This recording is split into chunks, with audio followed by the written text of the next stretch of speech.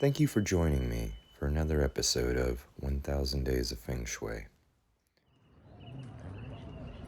Good morning. Today I'll talk a little bit about myself and why I'm so sensitive. How some of the hows and whys that I know that'll come to mind. So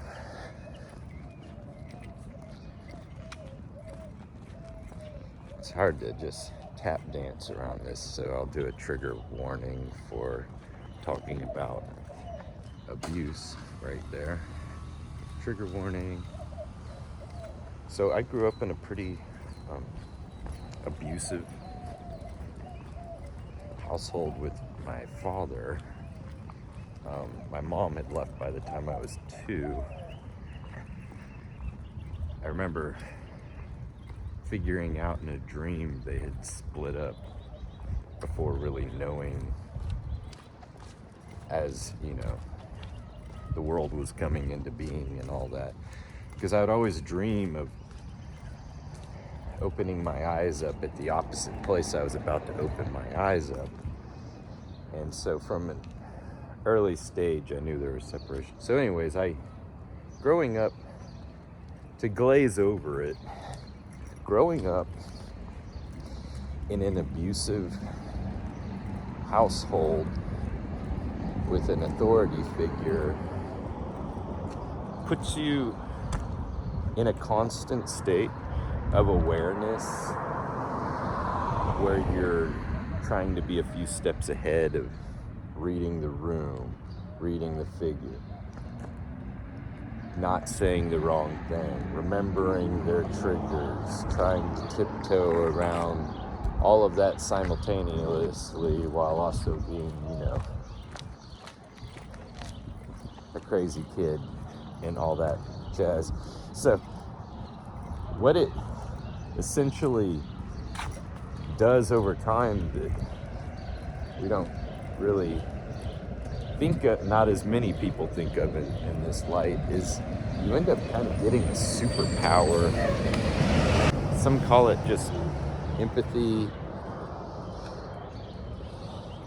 and that's a good broad general term for reading people. And of course, reading energy goes beyond all that, as we know with Feng Shui masters, for example. Because everything is energy, and finding the balance of that. And so aside from having an edge with reading people, whether I act on it or not, having grown up with that, it's also, it's not just about reading people, it's about governing yourself. So I used to act out a lot. I ended up harming someone in 3rd grade with my metal lunchbox, and I was pulled out of the regular school system for a while and went into a specific type of private school. And so for years I spent a lot of time studying on my own. About 5 years with a lot of having to teach myself my own lesson plans. And somewhere in that time when I was pretty young, around like maybe 11, 12, I had my first interesting vision where I had to go and just lay on the carpet. Good morning. And while I was laying there, I began to see a vision. It was like I was in a subterranean alcove carved out. It felt a lot like the movie Metropolis, when the good Maria is underground preaching to the workers. And so anyways, it had that subterranean vibe like that, but I knew that the shape of the structure was like a Greek amphitheater, and there was just this one figure standing there with the arms out and back to the audience, and it was glowing. He had like a long white beard, and he had tattoos of every, like, all the mystical symbols from every religion, creed, and everything, just completely all over his body. And he was like a walking Bible teaching these subterranean, like, viewers that all felt like, it didn't feel like there were other old people underground there staring at the character. They all looked like dirty kids. So anyways, and the person is there, arms out, and I thought it was odd that the person was nude, but it was more about the design work and the glowing supernal figure. And I began to realize, like, I was this figure. And I mean, when you're dealing with subconscious elements like that, you are all the figures. I mean, that's your space.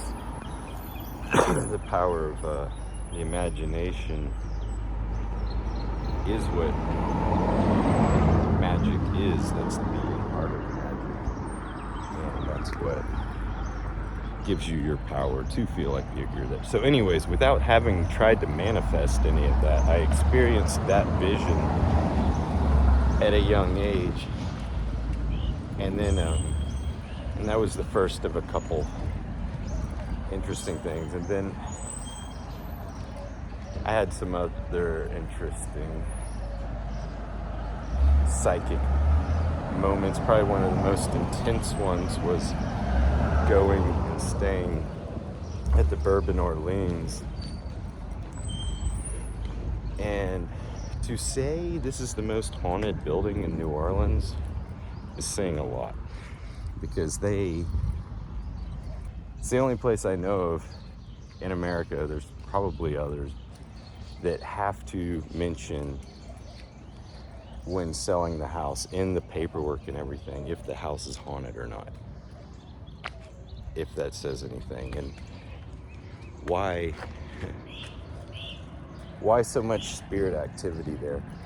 Well, usually any place that has lots of spirit activity tends to have some kind of water source under it that acts as a battery charging it. Same way water is a conductor of electricity. And so, anyway, so I woke up. I was there for a wedding. I stayed there a week with my cousin, and one morning I woke up and told him, hey, I'm gonna keep having this vision of a French Quarter underwater, and I'm gonna go draw that. So I did, and then a month later, Katrina hit, and my cousin and his partner, they were like,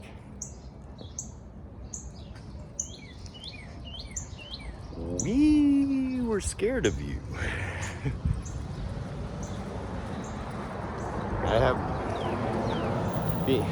Anyways, staying in the building alone, I had a lot of interesting psychic phenomenon happen. But to digress, with just a couple excerpts from my life,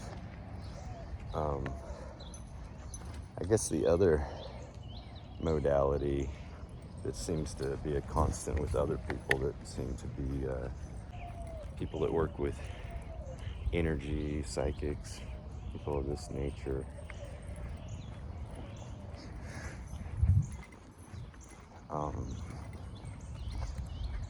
Have usually, not always, but some people have had that, as I'm saying, that are more clairvoyant than the average person, has had a near-death experience. And when I was pretty young, about it was after kindergarten at some point, maybe first grade, and I had tied a rope to my waist, and after popping a line the other end from a high tree branch off the side of my porch. And for me, I was imagining I would flop off the porch, swing around, and basically be like Christopher Reeve's Superman. And instead, being as top heavy as I was, I flipped and swung like a pendulum and smacked my head against a rock. And the rope I had was just pulling tighter, like it was a couple half hitches. So I'm there squeezing out while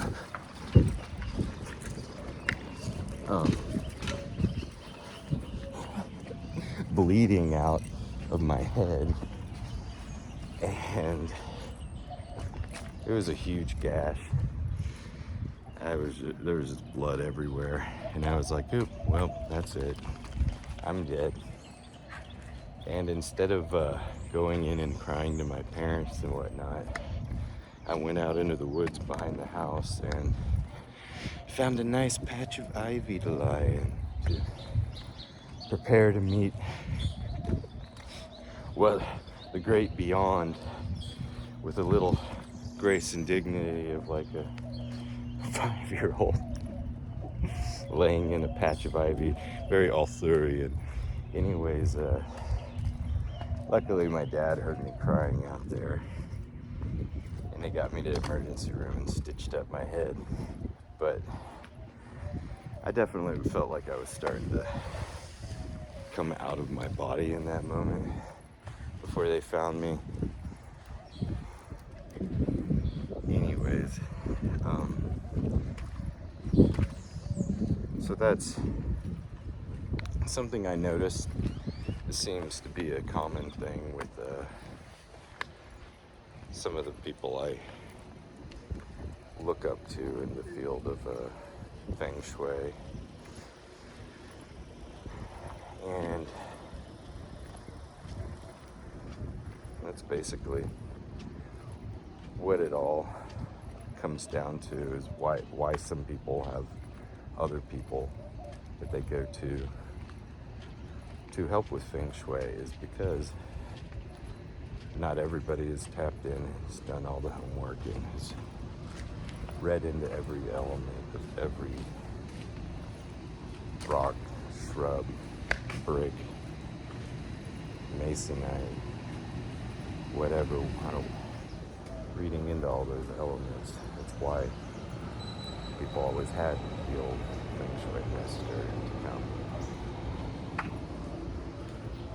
find the best path to help the energy of the home, or the seer, the local seer of sorts. Anyways, so that was a little bit about my energetic background and what I am, as far as a background as a person who's I guess at this point, it's not about claiming to be psychic, it's just knowing what you felt. So So anyways, Elizabeth Pressman, my friend, said being psychic is kind of like walking into an area and a record starts playing from the past that only you can hear and see why others don't. And that's just a symbol of some of the levels of being more tapped into sensitive spiritual phenomenon of that nature. Say hi. Give him a send off, buddy. Alright. Bye-bye. Where's the treat? See y'all next time.